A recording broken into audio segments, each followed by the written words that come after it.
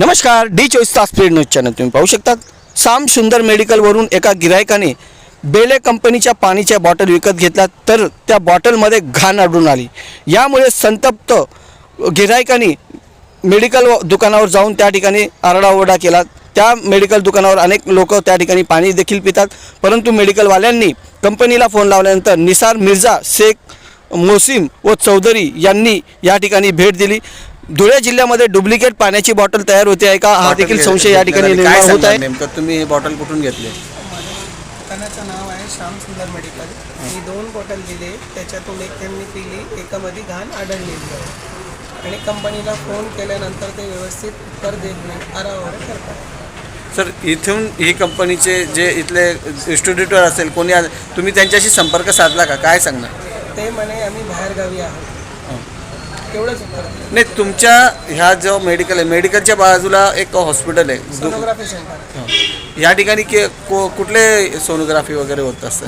प्रेग्नन्सीचे sonography. मग अनेक महिला या इथून का येतात पाणी बॉटल्स घेतात। सर, हे आढळलं, याच्यामुळे तुम्ही काय सांगणार? गिराईक तुमच्या पुढे मी बेले नाही ठेवणार, बिस्लरीज ठेवणार।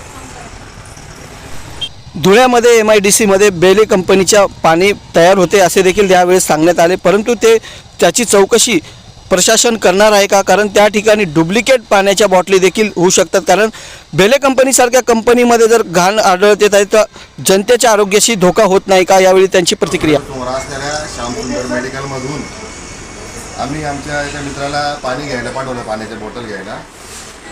त्याने ते बेले कंपनीच्या 10-10च्या बॉटल विकत घेतल्या, परंतु ते पाणी जेव्हा आम्ही प्यायला गेलो तर त्यावेळेस त्या पाण्यामध्ये काहीतरी काळी अशी घाण आढळून आलेली आहे व ती स्पष्टपणे दिसत होती। जर आणि कंपनी नामांकित आहे, बॅले कंपनी आहे, बॅले म्हणजे पार्लेचं प्रोडक्ट आहे, ही कंपनी नावावर चालते व अशा मोठ्या कंपनीमध्ये जर अशा पाण्यामध्ये अशी घाण आढळत असेल तर ते फार मोठं हे। दुसरी गोष्ट अशी की बॅलेसारखी कंपनी इतकी लापरवाह कशी होऊ शकते की हे पाणी चेक होऊन 2-3 ठिकाणी लॅबमध्ये चेक केलं जातं, मगच ते पिण्यासाठी पाठवले जातं। तर या पाण्यात घाण कशी? आणि समोरच शिशुरा डॉक्टरांचं हॉस्पिटल आहे, तिथे अनेक प्रेग्नंट महिला येत असतात आणि सोनोग्राफीसाठी त्यांना पाणीच प्यावं लागतं। लोक नामांकित कंपनी बॅले आहे म्हणून ती बाटली विकत घेतात आणि ब्रँड आहे आणि ही बाटली सीलपॅक आहे, तिच्यात काळी कलरची घाण आढळून आलेली आहे।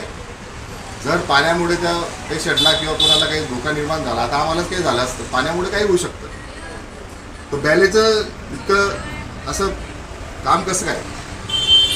हा संशयाचा विषय आहे। म्हणून आम्ही आपण मेडिकलवाला कंप्लेंट केली असतं, त्यांनी त्या याला बोलवलं, डिस्ट्रीब्युटरला बोलवलं, तो म्हणे मी याचा नंबर देतो, त्याचा नंबर देतो। त्याला म्हटलं आम्ही अन्नोपशासन याची तक्रार करणार आहे। पण हे पण एक गोष्ट माहिती पडली की हे प्रॉडक्ट जरी द्यायचं असलं तरी आता MIDC धुळ्यामध्ये अवजानला हे पाणी तयार होत आहे, पण ही कंपनीचं नाव खराब करतं ना बॅले। जर असे पैसे देऊन 1 लिटर पाणी 20 रुपयात जर कस्टमर घेतो आहे, तर त्याच्या लोका जर निर्माण झाला, याला जबाबदार कोण? अन्न व औषध पुरवठा अधिकारी अशा कंपनीवर कारवाई करतील का? जर नागरिकांनी हे पाणी पिऊन त्यांच्या जीवाला बरं वाईट झालं तर संबंधित नसीर मिर्झा, मोसिम शेख व चौधरी यांच्यावर प्रशासन कारवाई करेल का? या ठिकाणी नागरिकांनी सतर्क करून सांगण्यात येते की पाण्याची बॉटल पाहूनच त्याची पाणी प्यावं, अन्यथा जीवाला धोका होऊ शकतो आणि संबंधित कंपनीची चौकशी ही झाली पाहिजे, असं देखील यावेळी ग्राहकांनी या ठिकाणी प्रतिक्रिया देताना सांगितले। कॅमेरामॅन निलेश ढोले, सजानी पवार, डी24 पुणे चॅनल। जय हिंद, जय महाराष्ट्र।